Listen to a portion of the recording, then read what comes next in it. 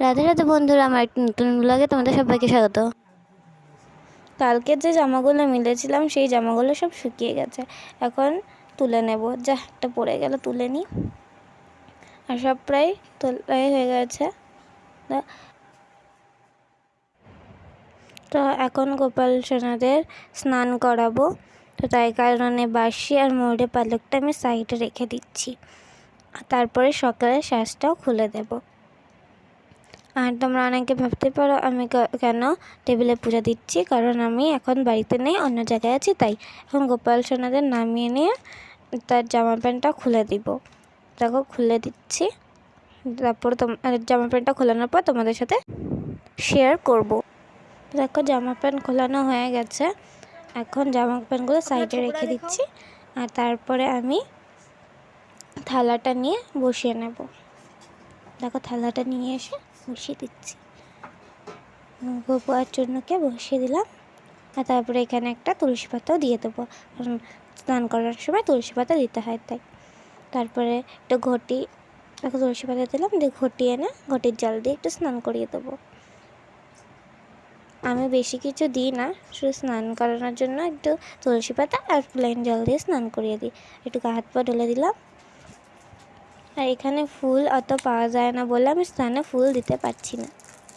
আর আমি সানরাইজের হলুদ গুঁড়ো ইউজ করি গায়ে মাখানোর জন্য। হাতে নিয়ে তারপর একটু জল দিয়ে গুলিয়ে গায়ে মাখিয়ে দিই। দেখো আমি এইরকমভাবে হাতে গুলিয়ে নিলাম,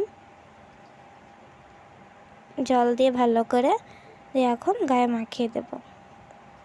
ভালো করে গায়ে মুখে মাখিয়ে দিই গোপুর, যাতে গোপুর সোনা খুব চকচকে হয়ে যায়। তো চূর্ণ সোনাকেও মাখিয়ে দিলাম। তারপরে এখন প্লেন জল দিয়ে স্নান করিয়ে দেব।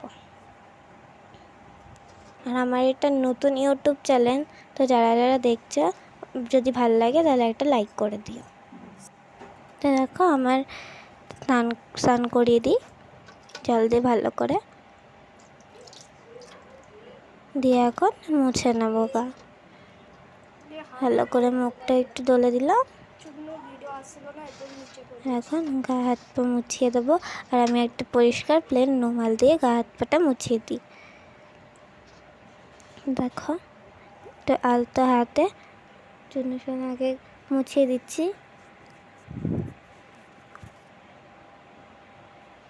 তারপরে আমি চূর্ণ সোনাকে সাইডে বসিয়ে দেবো, আর তারপরে গোপু সোনাকেও মুছিয়ে দেবো।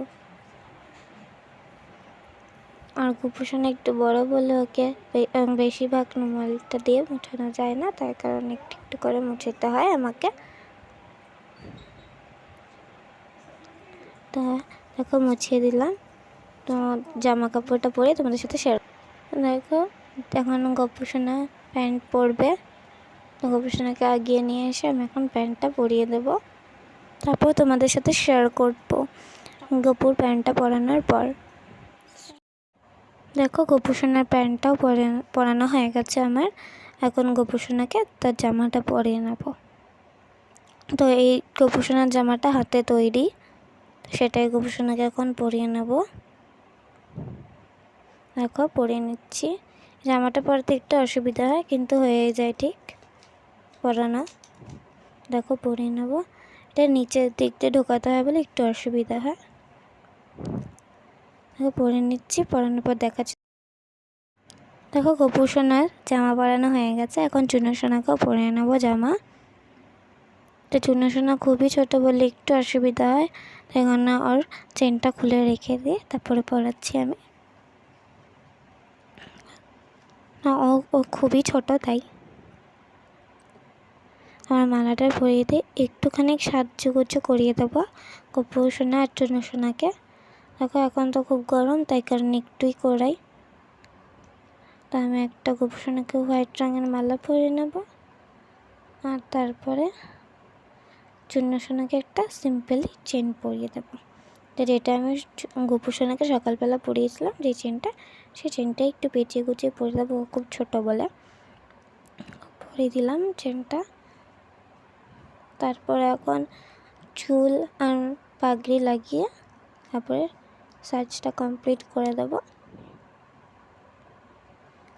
দেখো গোপুসোনার মাথায় প্রথমে পাগড়িটা লাগিয়ে দেখলাম ভালো লাগছে না, তাই কারণে চুলটাও পরিয়ে দিয়ে পাগড়িটা পরিয়ে দিলাম। এখন চূর্ণসোনাকেও পরিয়ে দেবো চুল আর পাগড়ি। চূর্ণসোনার চুলটা একদমই ছোট আর পাগড়িটা খুবই ছোট, তাই কারণে পরিয়ে দিলাম। এখন বসিয়ে দেবো, এবার যেইখানে জায়গা যাচ্ছে সেখানে বসিয়ে দিলাম। তারপরে গোপাল সোনাদের স্নানের জলটা তুলসী মাতার চরণে দিয়ে দিলাম গাছের গোড়ায়। এখন আমি কিছু ফুল তুলে নিয়ে যাচ্ছি, যেগুলো আমি এখন গোপাল সোনাদের চরণে নিবেদন করব। তো তার জন্য কটা ফুল নিয়ে এখন আমি গোপাল সোনাদের চরণে ফুলগুলো সুন্দর করে সাজিয়ে দেবো। দেখো, তোমার গোপু সোনাকে দিয়ে দিলাম, তারপর চূর্ণ সোনার কাছেও সব ফুলগুলো দিয়ে দিলাম, আর নন্দ সোনাকেও দিয়ে দিলাম। তারপর আমি বাঁশি আর মোহরের পালকটা দিয়ে দেবো। মোহরের পালকটা আমি পাগড়িতে গুঁজে দিলাম, গোপুকেও গুঁজে দিলাম। তারপরে এখন বাঁশিটা দিয়ে দেবো। ছোট্ট ছোট্ট সুন্দর সুন্দর বাঁশিগুলো হাতে আমি দিয়ে দিই। চূর্ণ সোনারটা হচ্ছিল না, তাও দিয়ে ঠিক মতো হয়ে গেল পরে। তারপরে এখন আমি তুলসী পাতা দিয়ে দেবো সবার চরণে, দেখো দিয়ে দিলাম। এখন লাগাবো ভোগ, তো দেব দই। মানে এখন খুবই গরম পড়ে গেছে, তাই কারণে দই খেলে ঠান্ডা ঠান্ডা অনুভূতি হবে, তাই কারণে মিষ্টি দই আমি দিয়ে দেবো। দেখো আমি পুরো কাপের সাইডটা পুরো কেটে নিলাম, কেটে নিয়ে এটাকে আমি মুড়িয়ে তারপর সাইডে ফেলে দেবো। তো দেখো এখানে চামচটাও গুঁজে দিলাম, আর তারপর তুলসী পাতা আর দিয়ে দিলাম। এখন গ্লাসে জল দিয়ে দেবো। তো এখানে আমরা যে জলটা খাই সেই জলটাই ইউজ করি গোপালকে খাওয়ানোর জন্য। দেখো জল দিয়ে দিই। তারপরে আমি এখন জলের গ্লাসে তুলসী পাতা দিয়ে দেবো।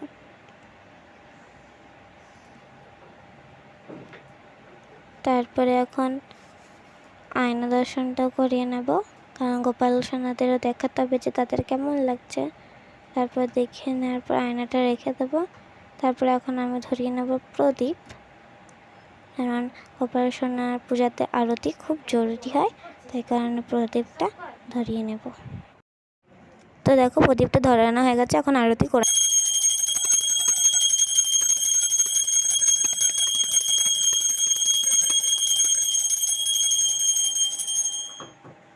তো দেখো আমি আরতি করে নিলাম। তো এখন গোপাল সোনাদেরকে খাইয়ে দেবো, কারণ গোপাল সোনাদেরকে খাইয়ে দিতে খুব ভালো লাগে আমার। আর এটা তো দই, আর ওরা খুব ভালো খাবে, তাই কারণ আমি একে নন্দকে খাইয়ে দিলাম, তারপর গোপু সোনা, তারপর চূর্ণ সোনাকে খাইয়ে দেবো। দিয়ে এখন জলও খাইয়ে দিচ্ছি। তো ওদের মোড়ের পালকগুলো ডিস্টার্ব করছিল বলে আমি খুলে দিলাম। তারপরে বাসিগুলো হাত থেকে নামিয়ে রেখে দেবো, কেন এখন ওরা খাবে। তো যাদের ভিডিওটা ভালো লেগেছে তারা অবশ্যই একটা লাইক আর সাবস্ক্রাইব করে দেবো। তো বাই বাই।